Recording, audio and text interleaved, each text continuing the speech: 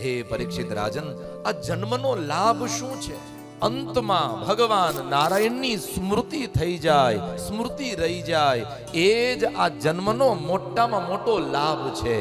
બાકી આખી જિંદગી કામ કરીએ, કંઈક જગ્યાએ આસક્તિ મનને જોડીને રાખીએ અને પછી મરીએ ત્યારે એ જ વસ્તુ પદાર્થ યાદ આવે.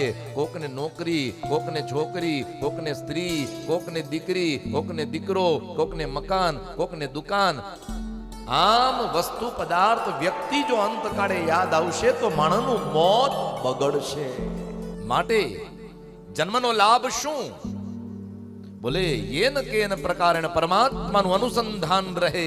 હું ભગવાનનો છું, ભગવાન મારો છે, એ ભગવાન નિત્ય મારી પાસે છે, એ જ ભગવાન મારું ગાડું હાકે છે, એ જ ભગવાન મારી આગળ રહીને મારા બધા કાર્ય કરે છે.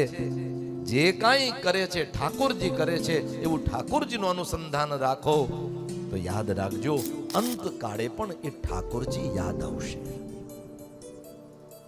અનંત કાળે ઠાકોરજી યાદ આવી જાય એ જ જન્મનો પરમ લાભ છે. બાકી કરી કરીને તૂટી પડીએ ને પછી અંતે, જિંદગીના અંતે મને તમને ઠાકોરજી જ ન સાંભળે અને કમોતે મરીએ તો એવી જિંદગીનો ફાયદો હોય.